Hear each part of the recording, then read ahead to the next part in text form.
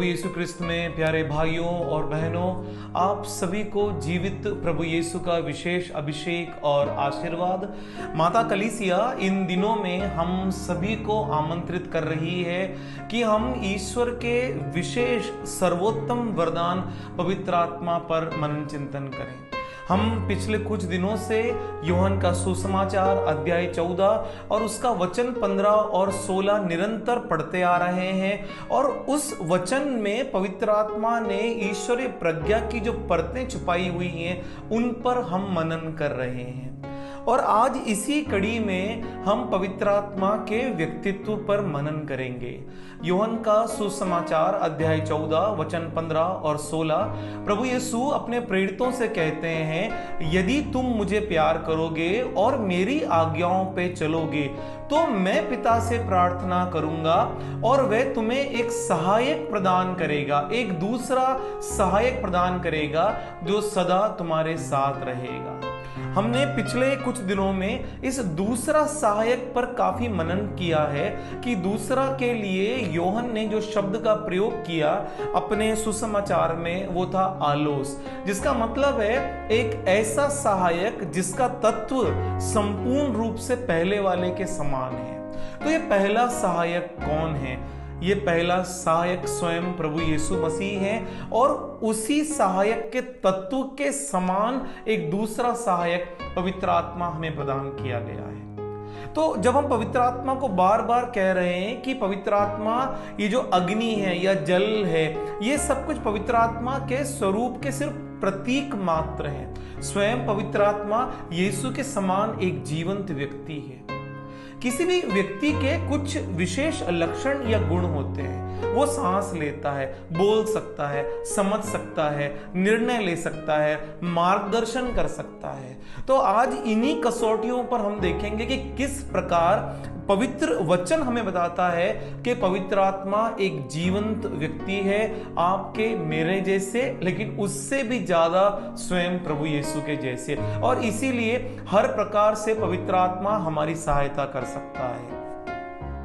लेकिन इससे पहले कि हम समझें पवित्र आत्मा के बारे में, मैं आपको जो हमारे चर्च फादर्स हैं उनका एक विशेष लेख है या जो कोट है वो मैं आपको पढ़ के सुनाता हूं पवित्र आत्मा के तत्व के बारे में। संत ग्रेगरी ऑफ नजानियुस कहते हैं, परमेश्वर पिता, परमेश्वर पुत्र और परमेश्वर पवित्र आत्मा वे अपने व्यक्तिगत गुणों में तीन हैं परंतु ईश्वरत्व में एक है। यानी पवित्र आत्मा का तत्व पिता और पुत्र के तत्व के समान ही है। तो इसीलिए ये उपयुक्त है कि हम उसके तत्व को समझें।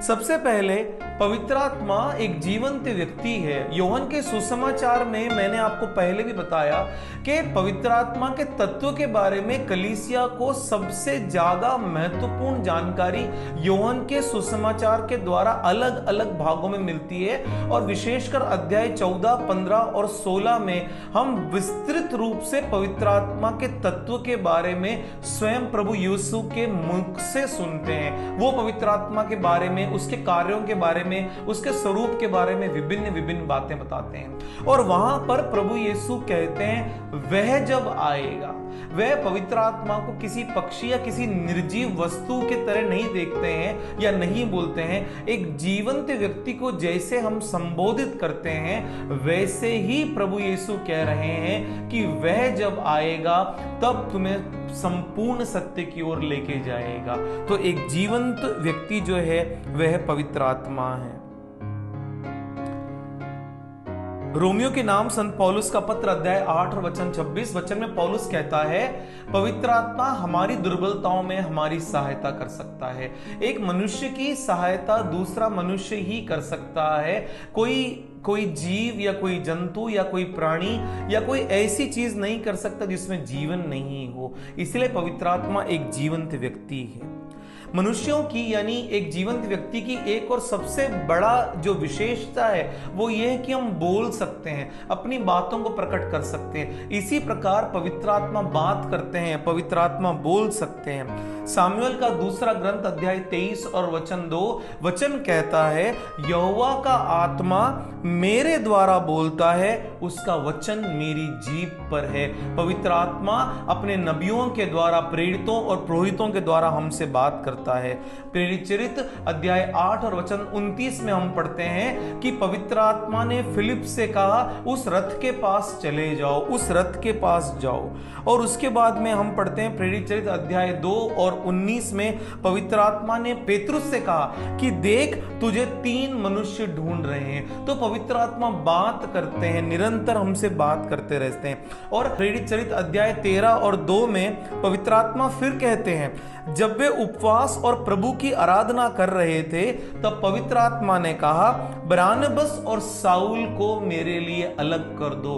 पवित्र आत्मा प्रेरितों के समुदाय को एक विशेष आदेश देते हैं कि इन 2 प्रेरितों को उनके दिए हुए कार्य के लिए अलग कर दिया जाए। तो पवित्र आत्मा जो है वो हमसे बात करता है। और हम अंत में जो सबसे एक बहुत ही सुंदर जो पुस्तक है प्रकाशित वाक्य में हम बार बार पढ़ते हैं कि वचन कहता है, जिसके कान हो वह सुन ले, आत्मा कलीसियाओं से क्या कहता है। ईश्वर का आत्मा कलीसिया से बात करता है, कलीसिया से बोलता है। तो ये पवित्र आत्मा जीवंत व्यक्ति की तरह बात करता है। उसके बाद में हम देखते हैं कि पवित्र आत्मा गवाही दे सकता है। जैसे हम प्रभु यीशु की गवाही देना चाहते हैं लेकिन बहुधा दे नहीं पाते हैं, लेकिन पवित्र आत्मा हमेशा सदा सर्वदा गवाही दे सकता है और देता है। इसे हम पढ़ते हैं यूहन्ना का सुसमाचार अध्याय 15 और 26 में प्रभु यीशु अपने शिष्यों से कहते हैं कि जब वे सत्य का आत्मा आएगा तब मेरे विषय में गवाही देगा। ये सत्य के आत्मा का कार्य है, गवाही देना।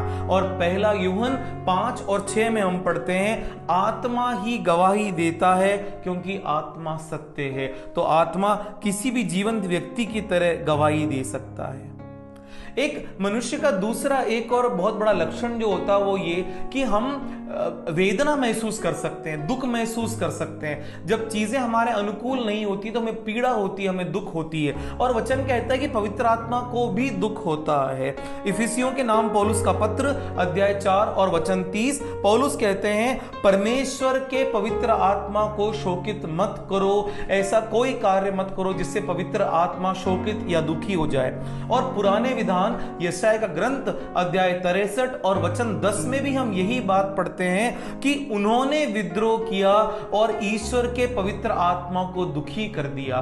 तो जब हम पाप करते हैं पवित्र आत्मा दुखी हो जाता है। इसलिए प्यारे भाइयों और बहनों, उसी आत्मा से मनन चिंतन मांगो, उसी आत्मा से कृपा मांगो कि हे आत्मा, हम ऐसा कुछ ना करें जो यीशु के हृदय को ठेस पहुंचाए और आपको दुख पहुंचाए।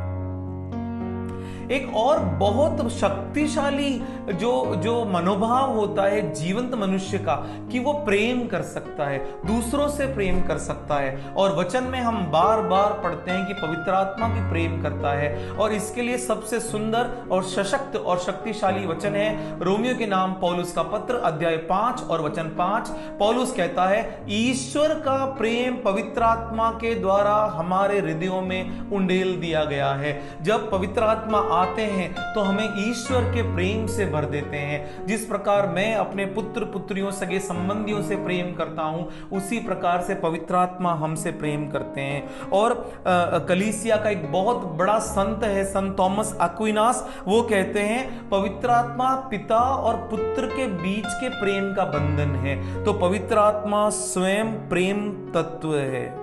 दूसरा और एक जो लक्षण है जीवंत व्यक्ति का, एक साधारण एक मनुष्य का, वो ये है कि हमारे में बुद्धि है, निर्णय लेने की क्षमता है। और वचन यही बात पवित्र आत्मा के बारे में भी कहता है। रोमियो के नाम पौलुस का पत्र अध्याय 8 और वचन 27 वचन कहता है, जो हृदयों को जांचता है वह जानता है कि आत्मा का मन क्या है। और तीमुथियुस के नाम दूसरा पत्र पहला अध्याय और 7वें वचन में पौलुस कहता है, परमेश्वर ने हमें भय की आत्मा नहीं पर सामर्थ्य, प्रेम और संयम की आत्मा दी है। पवित्र आत्मा में बुद्धि है, संयम है, ज्ञान है, प्रज्ञा है। पवित्र आत्मा, जैसे अभी मैंने आपको बोला, अपनी इच्छा प्रकट कर सकता है। प्रेरित चरित्र अध्याय 15 और वचन 28 में हम पढ़ते हैं, पवित्र आत्मा को और हमें यह अच्छा लगा। प्रेरितों ने कहा पवित्र आत्मा को और हम सभी को यह अच्छा लगा। पवित्र आत्मा की अपनी इच्छा है, उन इच्छा के अनुसार पवित्र आत्मा कार्य करते हैं और वरदानों को बांटते हैं। फिर पवित्र आत्मा शिक्षक है। पवित्र आत्मा हमें शिक्षा प्रदान करते हैं। एक जीवंत व्यक्ति ही किसी दूसरे व्यक्ति को शिक्षा प्रदान कर सकता है। योहन का सुसमाचार अध्याय 14 और वचन 26, प्रभु यीशु कहते हैं, परंतु जब पवित्र आत्मा आएगा तब तुम्हें सब बातें सिखा देगा। हर बात सिखाने वाला स्वयं पवित्र आत्मा है।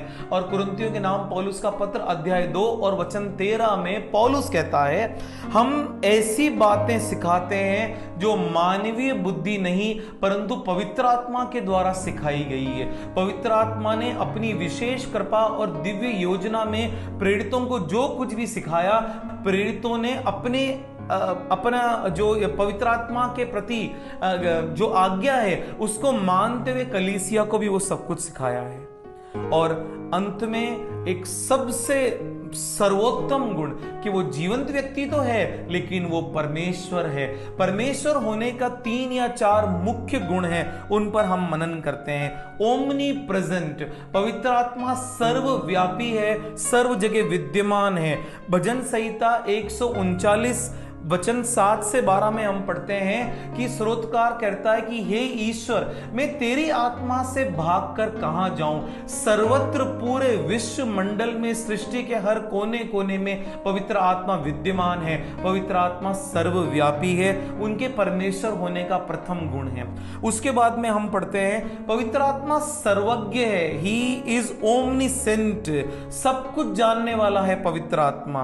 पहला कुरिन्थियों का पत्र अध्याय 2 और वचन 10 में हम पढ़ते हैं, आत्मा सब बातें, परमेश्वर के हृदय के भी गूढ़ रहस्य जानता है।